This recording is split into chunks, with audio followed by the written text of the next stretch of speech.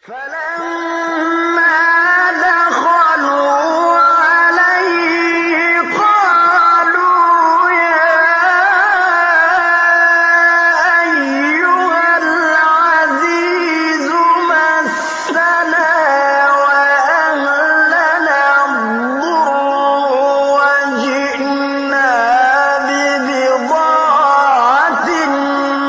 مزجاة فأوف لنا الكيل وتصدق علينا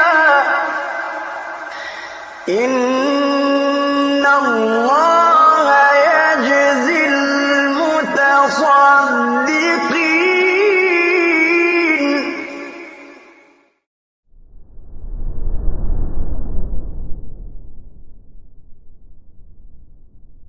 طيب، بسم الله الرحمن الرحيم. الحمد لله رب العالمين والصلاة والسلام على سيد المرسلين وعلى آله وصحبه أجمعين.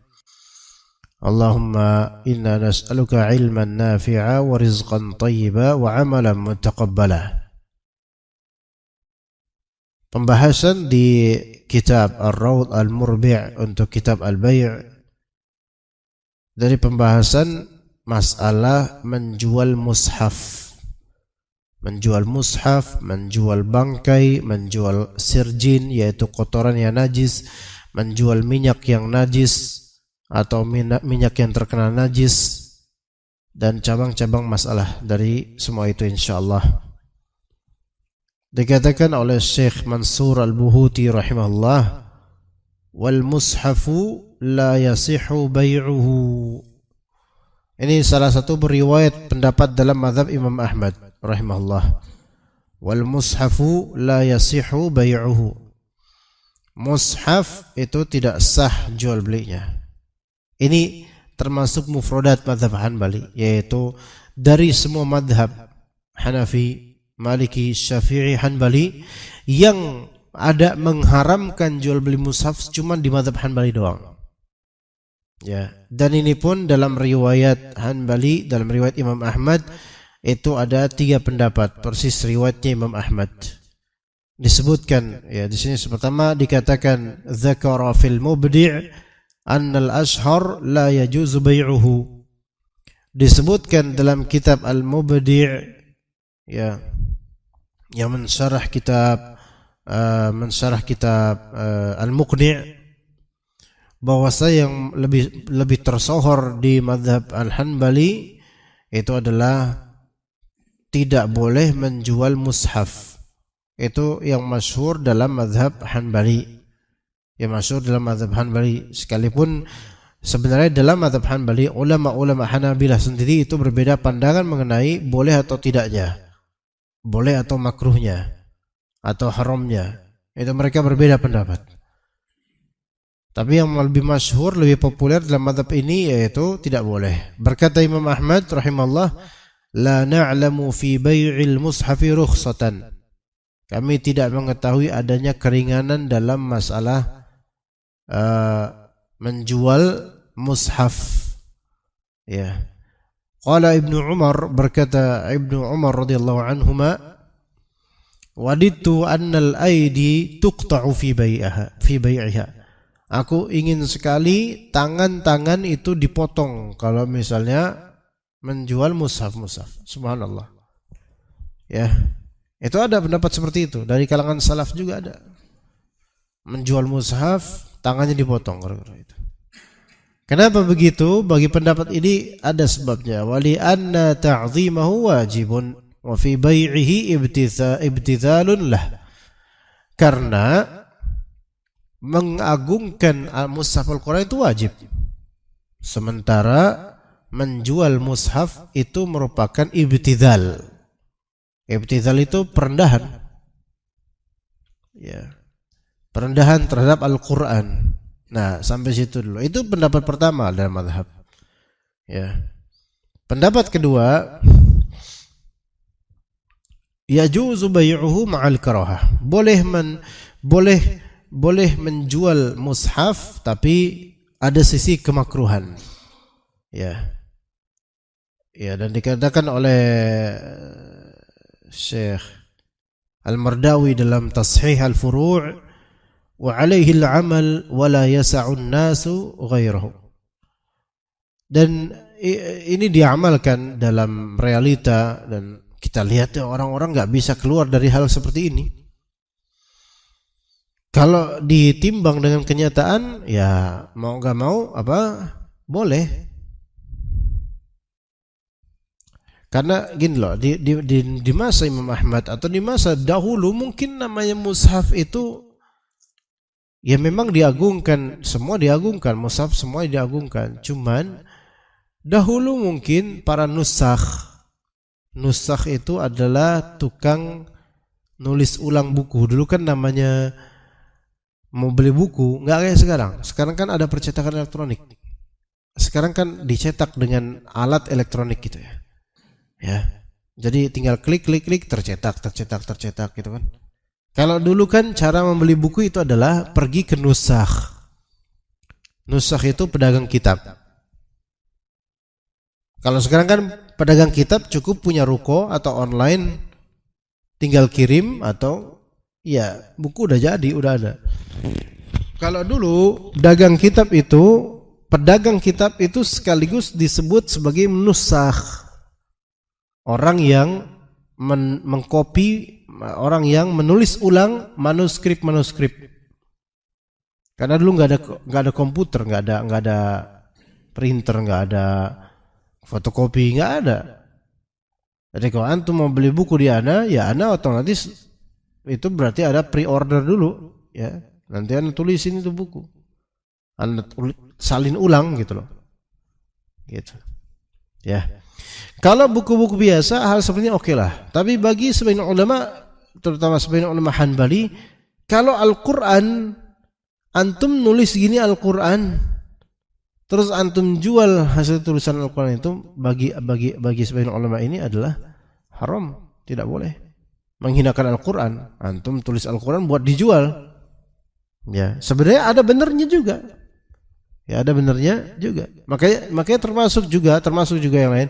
Ketika antum sengaja misalnya meruqyah, ya, meruqyah air, misalnya air zam-zam diruqyah, ya, dikemas kemudian ditulis label sudah diruqyah, ini sebenarnya nggak boleh. Ini menjual doa, nggak boleh seperti ini, ya. Nah, effort atau usaha seperti ini memang dihindari. Tapi kalau kita kembali ke zaman sekarang, gitu loh, kertas itu perlu modal, gitu kan? Percetakan perlu modal juga, ya. Dan manusia itu sangat butuh dengan adanya penghasilan. Maka tentu mengamalkan untuk mengharamkan membeli atau menjual mushaf, ya tentu ini memberatkan, sangat memberatkan. Bahkan kendati pun memang pengharaman menjual atau membeli mushaf ini adalah pendapat masyhur dalam kalangan mazhab Hanbali, antum akan melihat di Madinah, di Mekah, di Saudi Arabia, Quran dan mushaf tetap dijual. Ya, Quran atau mushaf tetap dijual. Bahkan biasanya pembimbing umrah dari mutawifnya biasanya juga akan memberikan guide siapa yang pengen wakaf Al-Quran di Masjidil Haram atau Masjid Nabawi, kontak aneh, sekian real harganya mushaf tersebut. Dijual secara bebas. Ya, di seberang Masjid Nabawi, seberang Masjidil Haram, toko-toko itu yang menjual juga mushaf-mushaf itu. Dan nggak ada pelarangan dari pemerintah Saudi, nggak ada, karena ini sesuatu yang bisa jadi hajat untuk adanya penjualan mushaf. Ya. Dan mengacu juga dengan itu, mushaf elektronik pun juga nggak masalah diperjualbelikan. Namun tentu lebih afdal jangan, gitu loh. Ya, apalagi cuman modal kopas atau apa, nggak usah diperjualbelikan. Namun misalnya aplikasi mushaf, aplikasi Al-Quran kan ada, aplikasi Al-Quran banyak tuh. Di situ kemudian ada misalnya tilawah dari Syekh, bisa kita download juga. Ya, itu semua kalau misalnya berbayar pun nggak masalah. Karena apa? Karena itu semua kan membutuhkan energi, membutuhkan effort dari tim. Ya, dan membutuhkan stabilitas supaya aplikasi ini tetap terjaga, gitu loh. Nah, maka wallahu alam pendapat yang lebih Sahih untuk konteks apalagi kekinian, hal ini yajuz, boleh. Dan ini pendapat ketiga dari mazhab Hanbali, yajuzu bai'uhu min ghairi karahah. Boleh menjual mushaf tanpa dimakruhkan sama sekali. Dan ini yang lebih tepat, bukan kita katakan yang lebih sahih ya, karena sesuai dengan konteks ini yang lebih tepat sekarang. Ya, karena kalau mushaf tidak diperjualbelikan, kemudian semua dibebaskan begitu aja, malah justru itu yang akan menjadikan mushaf itu ternilai rendah. Ternilai rendah. Namun ada juga hal yang sangat disayangkan ya. Mushaf itu kadang iya dijual,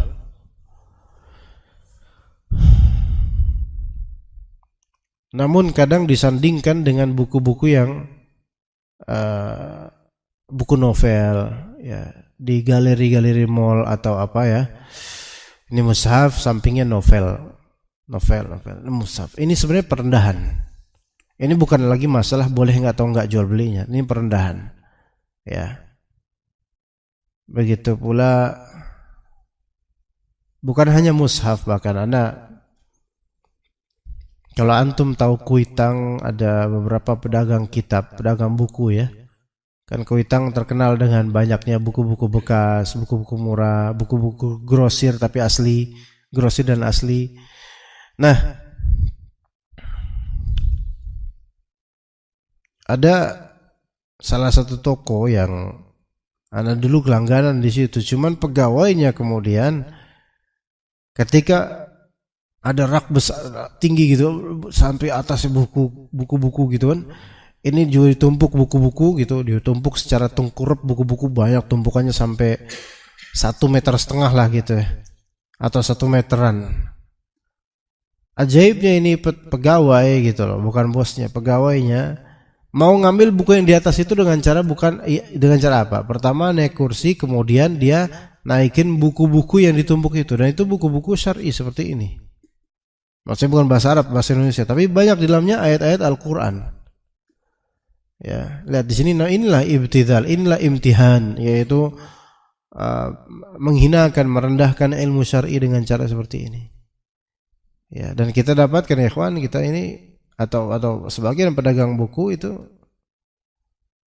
nggak peduli dengan isi dari buku gitu loh. Yang dia pedulikan hanyalah apa? Dia dapat cuan dari itu, dah selesai. Padahal yang dia jual itu adalah sesuatu yang sangat berharga. Ya, Imam Ahmad kenapa sampai mengharamkan jual beli mushaf?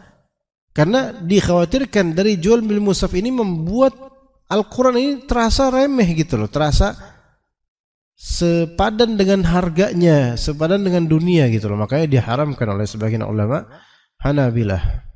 Ya. Taib, kemudian wala yukrahu ibdaluh.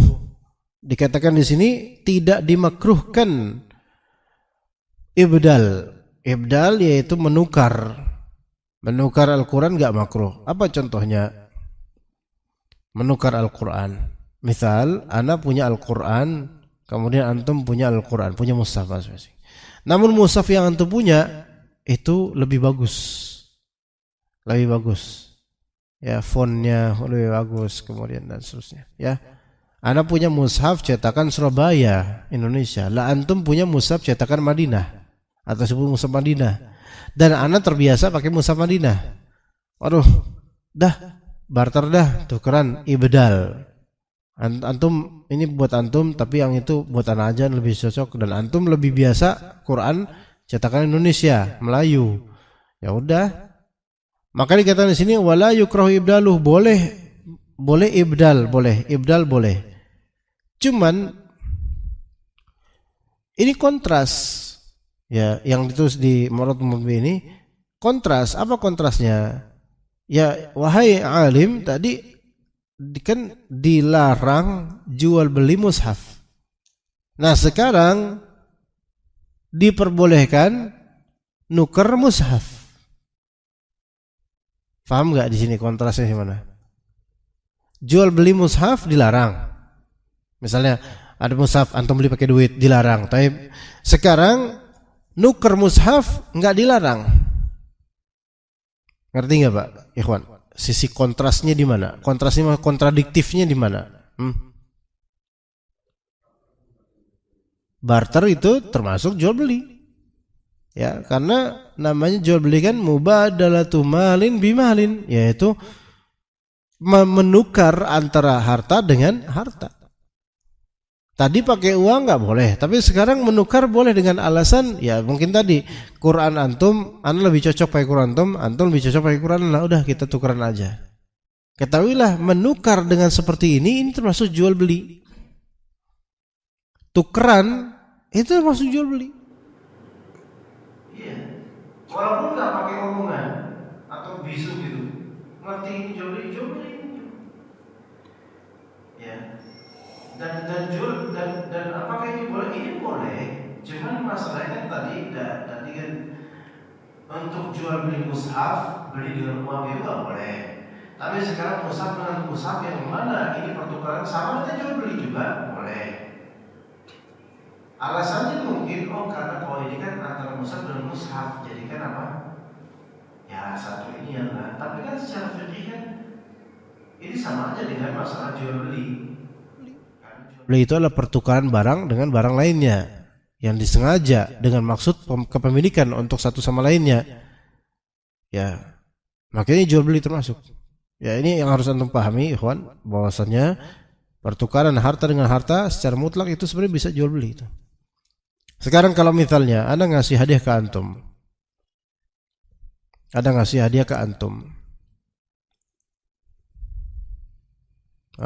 buku misalnya, kasih hadiah ke antum buku, plak selesai. Dah, antum bilang apa? Syukran jazakallahu khair Ustaz. Type ini jual beli atau hadiah? Hadiah, selesai. Kayak hadiah nggak masalah. Oke? Tapi kalau misalnya Anda ngasih antum buku, plak ini buat antum akhi. Jazakallahu khair Ustaz. Ustaz, Anda besok mau ngasih antum sesuatu. Oh, fadhal. Terus besok antum datang, antum ngasih ke ana soang. Antum ngasih soang ke ana. Saat nih soang buat antum pelihara. Subhanallah. Antum kasih hadiah bikin ana repot, gitu kan? Soang lagi kan. Melihara gimana? Taruh di kali diambil orang, gitu kan? Tapi oke, jazakallah khairan. Pertanyaan anda ini jual beli atau bukan? Ayo, Sat. Bukan? Kenapa bukan? Kenapa bukan? Tidak pada saat sama. Jual beli itu nggak mengharuskan harus saat yang sama loh Pak. Kadang kan jual beli hutang juga kan nggak saat yang sama. Ayo, bukan di situ. Tapi mendekati, tapi bukan di situ. Ayo Pak. Pak Burhan, gimana? Itu hanya membalas kebaikan. Benar, tapi ada sisi kalimatnya pembahasan yang kurang.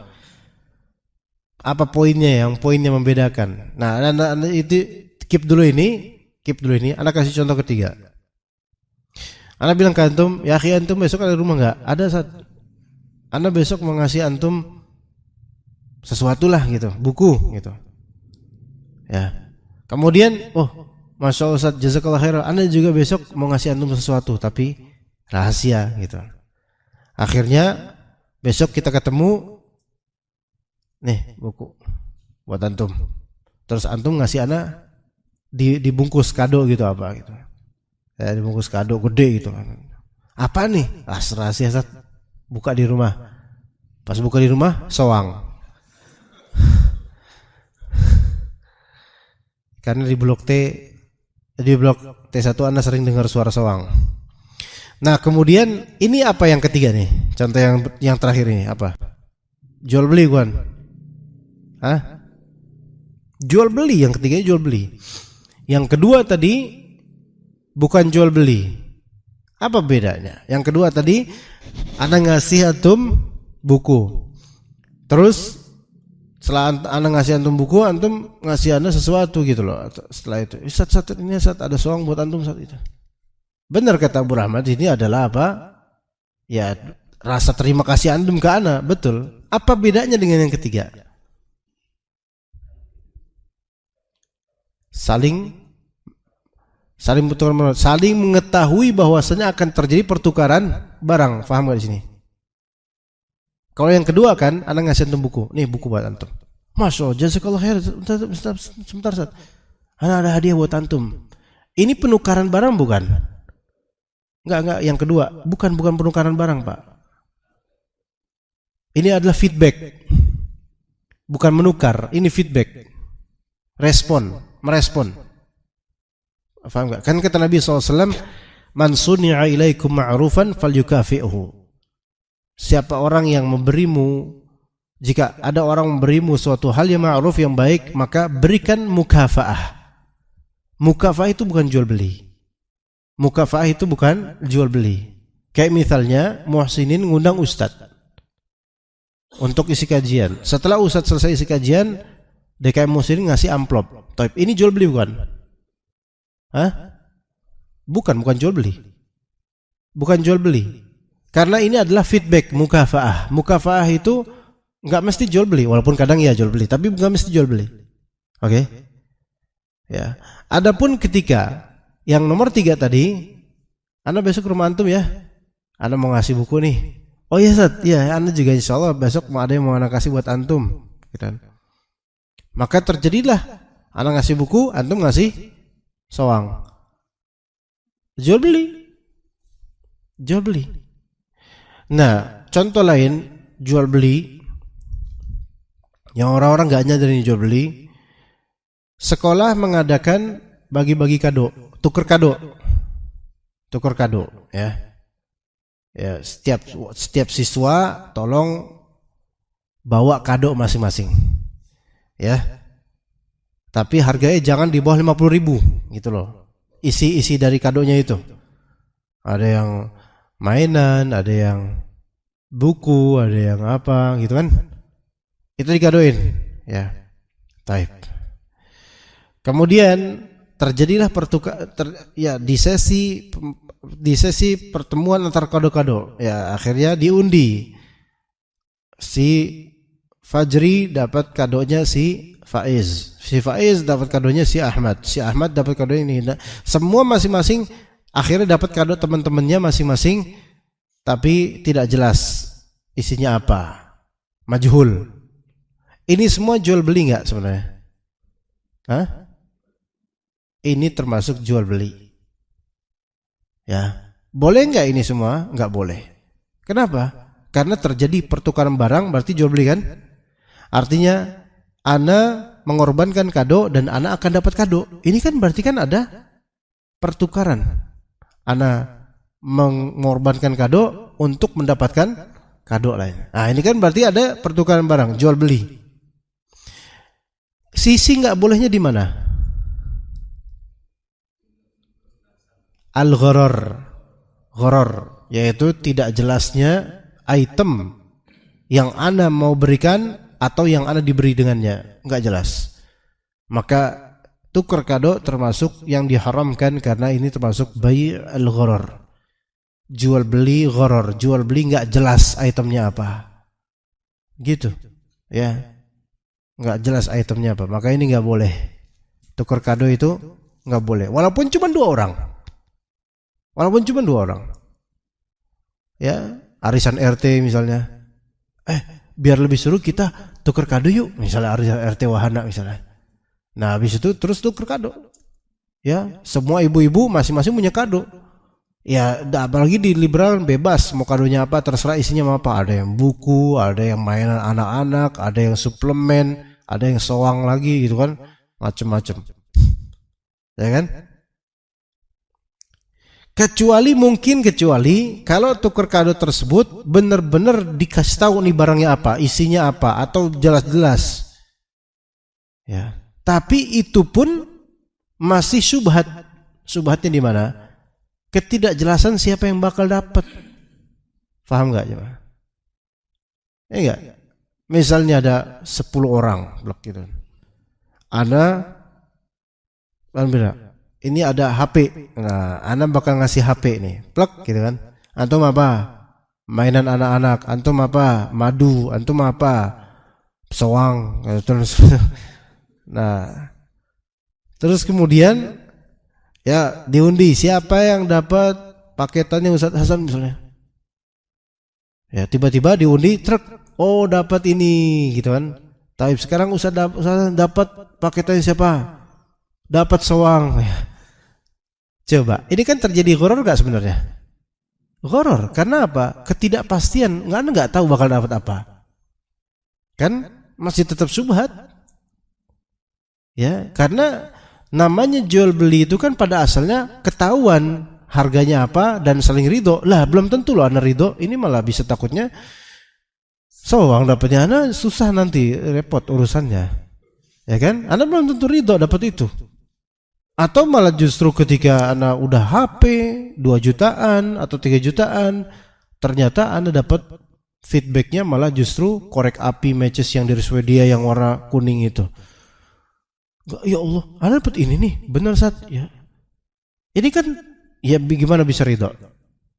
Itu kan berpotensi orang bisa nggak ridho, gitu kan?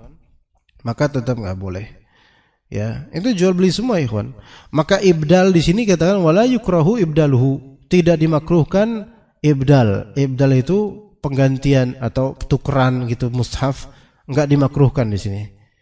Tapi ini fihi nazar. Ini oke. Boleh nuker mushaf ya selama jelas mushaf yang ditukar itu yang mana aja boleh ya, antum punya mushaf Madinah, anak punya mushaf Surabaya, antum lebih cocok mushaf mana ya udah kita tukeran aja buat antum, punya antum buat anak, udah bismillah dah.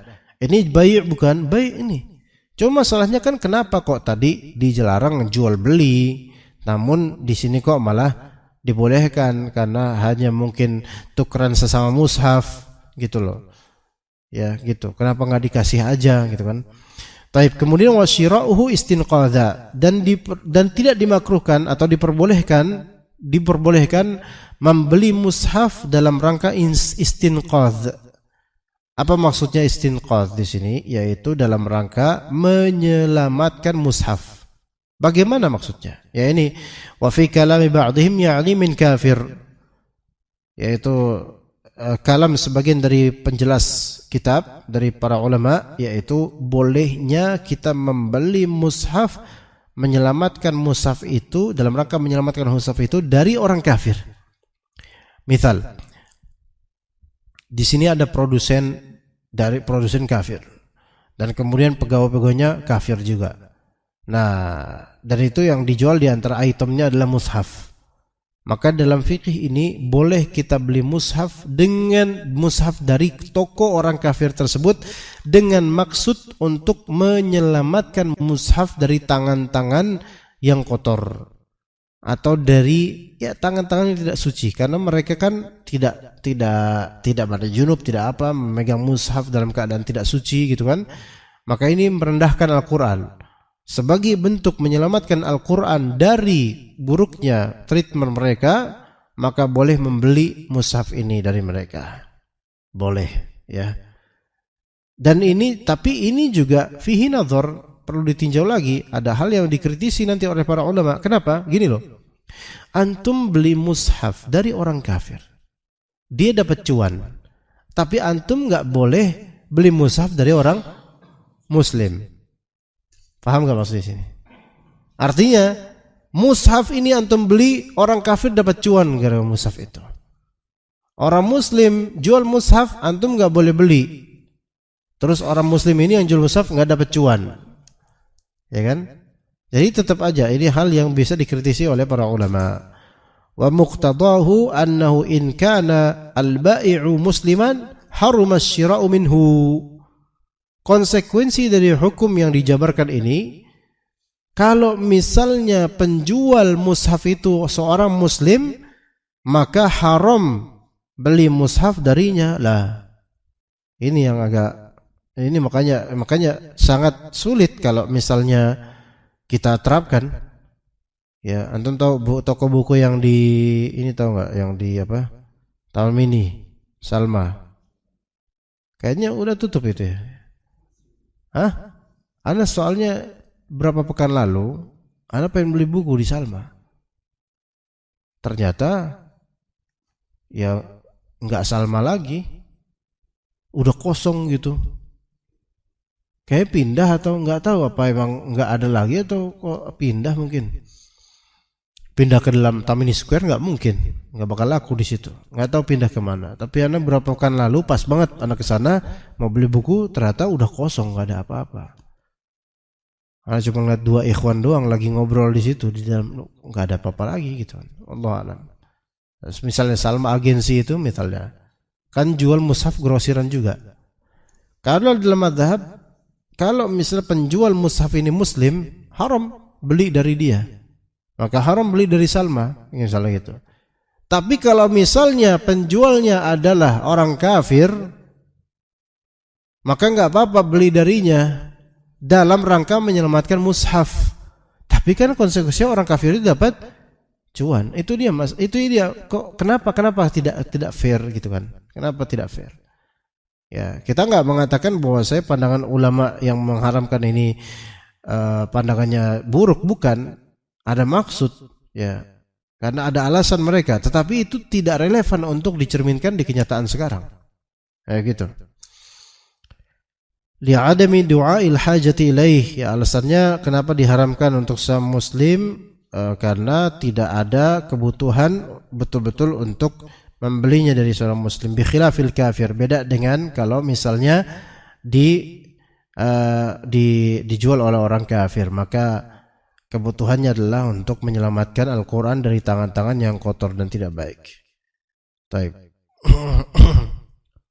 Adapun urusan menjual bangkai kotoran yang najis atau yang terkena najis dan minyak-minyak najis dan semisalnya, itu sepertinya tidak kita bahas pada pagi hari ini karena waktunya sangat masih akan panjang nanti kalau misalnya kita bahas lagi. Jadi untuk materi sampai saat ini aja. Apakah ada yang mau bertanya, ikhwan, dari materi ini?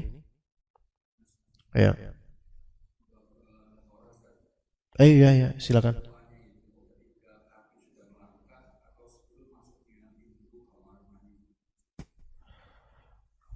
Ya, sebelumnya Pak Riyadin, karena dalam hadis Nabi SAW, idza dakhala, ya, maksudnya idza arada an yadkhul, jika mau masuk, ketika mau, gitu. Kayak misalnya dalam hadis, ya ayyuhalladzina amanu idza qumtum ila sholati faghsilu wujuhakum, wahai orang beriman, jika kalian qumtum ila shalah, jika kalian salat, maka basuhlah wajah kalian, maksudnya maka wudulah. Dan wudu itu dilakukan sebelum sholat dengan bahasa idza qumtum ila shalah, jika kalian qumtum, yaitu jika kalian berdiri sholat. Tafsirnya idza aradtum an tusallu, jika kalian pengen sholat. Begitu juga dengan idza arada ahadukum an yadkhulal khala falyaqul bismillah, atau falyaqul Allahumma inni a'udzubika minal khubuthi wal khaba'ith. Jika kalian masuk WC, maka baca Allahumma inni a'udzubika minal khubuthi wal khaba'ith. Nah, tafsirnya adalah idza aradtum an tadkhulu al khala, jika kalian pengen masuk ke kamar mandi. Berarti sebelum masuk kamar, sebelum melangkah ke masuknya, sebelum buka pintunya, baca Allahumma inni a'udzubika minal khubuthi wal khaba'ith. Nah, bagaimana kalau lupa? Maka kalau lupa, di sini ulama beda pendapat. Ada yang mengatakan kalau lupa maka dia baca dengan lisan boleh secara jahar di kamar mandi. Itu bagi ulama yang membolehkan zikir di kamar mandi. Namun yang lebih sahih adalah dia cukup di hati saja meniatkan baca itu ketika sudah masuk kamar mandi, Allahumma inni a'udzubika minal khubuthi wal khaba'ith. Ya, dibaca di hati aja. Ini dengan mengacu pada pendapat sebagian ulama yang memakruhkan zikir lisan di kamar mandi secara zahir. Begitu. Jadi cukup di hati aja kalau udah masuk kamar mandi. Begitu Pak Aryadi. Ya, begitu. Taib. Ya. Ya.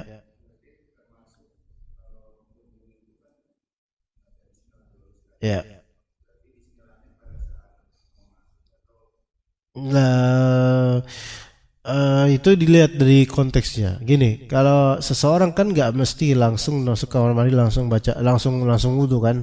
Kadang ada yang menunaikan hajat dulu, ada yang apa gitu kan. Maka kalau misalnya dia memang masuk kamar mandi itu langsung wudu, ya bisa baca bismillah sebelum masuk kamar mandi, nggak apa-apa. Namun lebih afdal sih pas mau wudunya, gitu loh. Nah, ini kembali ke acuan tadi ulama tadi, yaitu kalau dia baca bismillah terang-terangan, ada yang membolehkan, ada yang memakruhkan. Tapi kalau sampai mengharamkan, Allah alam tidak. Boleh tetap gitu. Baik dalam hati atau lisan boleh. Cuman yang tidak bolehkan itu memakruhkan saja kalau misal di lisan. Karena ini di tempat yang tidak layak berzikir lisan di dalamnya. Begitu, wallahu a'lam. Lebih afdal di hati, lebih afdal di hati. Tapi itu untuk kamar mandi yang memang kamar mandi, tempat untuk menunaikan hajat. Adapun kalau misalnya itu cuma ruang cuci, kamar cuci, itu bukan kamar mandi. Begitu, ya. Taib, ya, kita cukup insyaallah sampai sini. Barakallahu fikum jami'an. Insyaallah kita ketemu besok Jumat di kajian lainnya. Pekan depan ana izin karena hari Kamis, ya, hari Kamis saja, hari Kamis pekan depan, karena ana masih ikut daurah Syekh Ibrahim Ar-Ruhaili di Imam Bukhari. Ya, jadi pekan depan hari Jumat insyaallah taala. Sallallahu ala nabiyyina Muhammad wa ala alihi wa sahbihi ajma'in. Subhanakallahumma bihamdika asyhadu an la ilaha illa anta astaghfiruka wa atubu ilaik. Assalamualaikum